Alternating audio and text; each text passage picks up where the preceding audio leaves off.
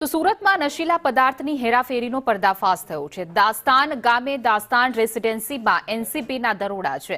બેંગ્લોરથી drugs લઈ આવતા 3 લોકો ઝડપાયા છે। અંદાજિત 30 કિલો ડ્રગ્સનો જથ્થો ઝડપી પાડવામાં આવ્યો છે। બિશ્નોઈ ગેંગના 3 સાગરીતો દસ્તાનમાં રોકાયા હતા, જેમાં એનસીબીએ 3 આરોપીને ડ્રગ્સના જથ્થા સાથે ઝડપી પાડ્યા છે। આ ત્રણેય શખ્સ છે એ બિશ્નોઈ ગેંગના સાગરીત હોવાનું સામે આવી રહ્યું છે। તો ડ્રગ્સ સાથે ઝડપાયેલા 3 લોકોની પોલીસે ધરપકડ કરી રહી છે, જેમાં એનસીબીએ દસ્તાન ગામે દસ્તાન રેસિડેન્સીમાંથી જે રેડ પાડી હતી એમાંથી ડ્રગ્સનો જથ્થો ઝડપાયો છે।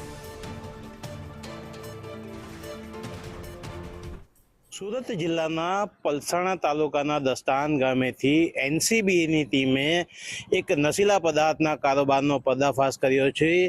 જે રીતે વાત કરવામાં આવે તો એનસીબીની ટીમને માહિતી મળી હતી કે બેંગ્લોરથી 3 જેટલા યુવાનો જે છે એ ફોર્ચ્યુનર કારની અંદરમાં ડ્રગ્સ લઈ અને ગુજરાત તરફ આવી રહ્યા છે। જે બાતમીના આધારે એનસીબીની ટીમે જે છે તે ફોર્ચ્યુનરથી જે કાર છે એ કારનો પીછો કર્યો હતો અને દસ્તાન ગામ ખાતેથી એ કારને ઝડપી પાડી હતી। આપને દ્રશ્યોની અંદરમાં જોઈ શકો છો, આ એ જ કાર છે કે જે કારની અંદરમાં 3 જેટલા બિશ્નોઈ ગેંગના સાગરીતો છે તે ડ્રગ્સ લઈને ગુજરાતના જે સુરતનું જે દસ્તાન ગામ છે, દસ્તાન ગામના 357 નંબરના રૂમની અંદરમાં આવી અને રોકાયા હતા। જે બાદ એનસીબીની ટીમે સ્થાનિક પોલીસને સાથે રાખી અને દરોડો પાડ્યો હતો। જે દરોડાની અંદરમાં જે 3 જેટલા જે બિશ્નોઈ ગેંગના સાગરીતો છે તેમને ઝડપી પાડ્યા હતા। તેમની પાસેથી અંદાજિત 30 કિલો જેટલો માતબર રકમનો જે છે મોટી માત્રાની રકમનો ડ્રગ્સનો જથ્થો પણ એનસીબી દ્વારા ઝડપી પાડવામાં આવ્યો છે।